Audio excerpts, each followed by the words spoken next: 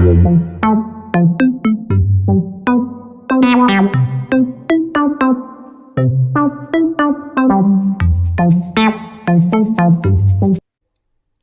guys, welcome to Social Work Annie. This is my second video. So today we're just going to talk about how I became a social worker, my journey to becoming a social worker.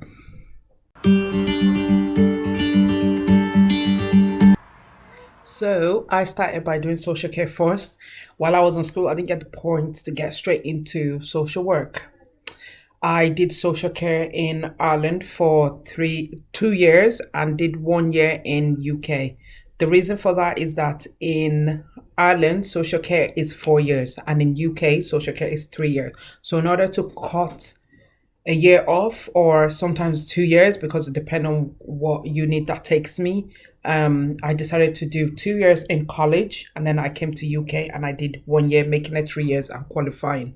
So what I did after that is I took a break and I worked for 1 year with children in foster care and children in residential. So like children that had autism or any disability condition. That helped me to build my experience and broaden my experience, especially foster care area. So then after 1 year, I was starting to feel it that it was time for me to start.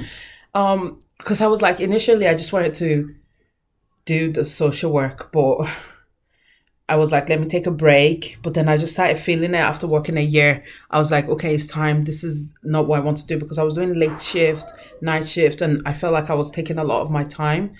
And also, I had the option of being a manager, a social care manager, but I looked at the amount of paperwork a manager actually does to what I actually want to do as a social worker. So yeah, so I decided to go, and we were at that moment planning to move, to relocate. So I said, why don't I just start immediately and start fresh? So that's when I got into uni. I made application to go to uni in London. I chose a lot of places, but obviously London was the one that took me in. And I loved it. It was great to explore London and to get to know the city itself. And it was great to know more about UK, especially the main city. But the other thing about gaining entrance into social work, what I would like to inform you guys today is that there's different ways and different processes that you can take to actually gain admission. Now, I'm solely going to talk about UK because that's where my knowledge is based, because that's where I've been researching more because I studied here. So in terms of Ireland and other countries, you might have to go out and do your own research yourself. So in UK, it's either you can go to university. If you don't have any degree or anything, you could go to university and do social work for 3 years to get a degree and then qualify. Or you can go in with, if you have a degree already, you can go in to do your master's in social work for 2 years. So the degree can be in anything. Like in my uni, we have people who studied accounting, we have people who did psychology, people who did history, and they got in. As long as you have like 6 months experience, whether paid or voluntary, and you're able to show your capability to work in that type of setting. So that those two ways to get into university, either to do the degree or the masters.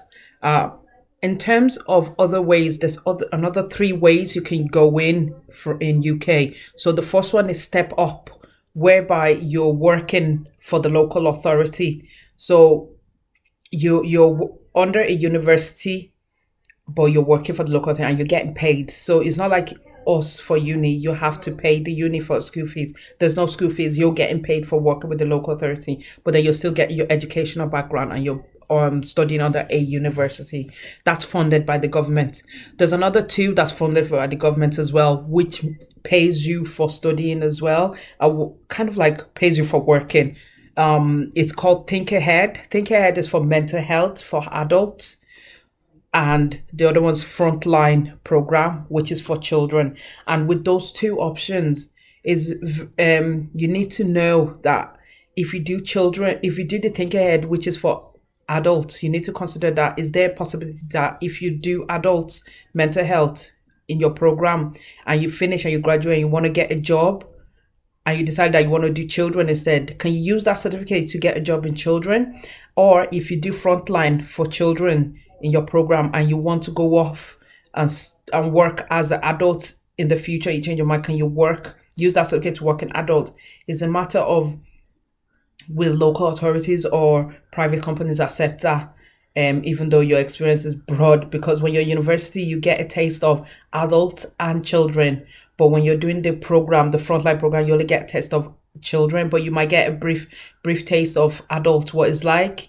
And the same at Ticket Ahead is more based on adult, but you might get like a month or two taste in children, whereas in uni it's not like that. You get half knowledge of everything. But the step up as well, that's open. So in terms to get in for the Think Ahead, what I know, and the frontline, what I know is that they take 2.1, but mostly first class is the first option. So anyone that has first class in a degree will be accepted, but you can't have a social work degree. You have to have a first class in any other degree and have some experience of in the healthcare sector. So for step up is 14 months, but for Think Ahead and Frontline is 2 years program, and gives you a master's as well. At the end, it gives you a master's, but the step up doesn't give you a master's, just to put that in mind. But you can go ahead and do your research. At the end of this video, I will put links for you to look at, to refer, so you can click on and go to the pages to read more. So here in the UK, that is the options that you have. And obviously I went to university, but I do have a cousin who has done frontline, and she will come on my channel to talk about her experience on the 15th of January. So look out for that video. So I had 2 questions that were asked of me. First one is, how long did you study in college to become qualified as a social worker? So like I said earlier, I went through the master's. So I did, because I already had a degree in social care. So I just went to the master's and I did 2 years. But if you don't have a degree, you'll obviously do the degree for social work for 3 years. Otherwise, you can go through the other government funded program that I've mentioned. So the other question that was asked was, what surprise did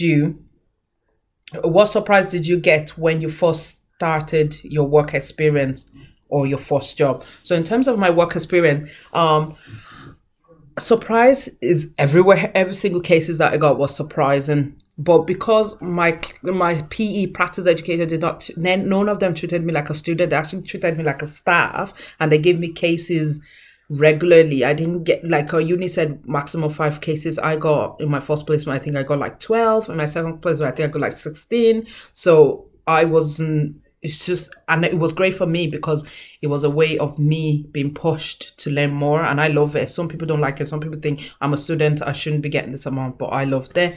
But what surprised me most when I was working with the adults was in terms of mental health, the cases that you get. So when you're looking at if a client has capacity, and if you do assessment on capacity, and if you find out that the client do have capacity, but the person is still making decisions, there's nothing you can do about it, because under the Mental Capacity Act, a person do have the right to make an unwise decision. And no matter how much you think that's unwise, nothing you can do, because the person understands what they're doing.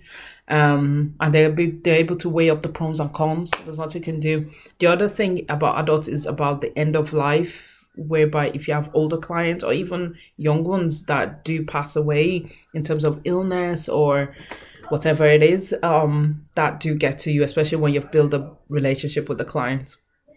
So in terms of children, what surprised me in children is, I'll have to say, the parents. The children are actually so easy to communicate with, but the parent can absolutely be the one that's difficult. But I've had loads of parents that were brilliant, but I've had some that you end up counseling the parent, and then this is where you have to think that, okay, yes, my part of my role as a social worker is to counseling, because we do a lot of counseling, but is there a point that I can make a referral to a therapist where they can get support?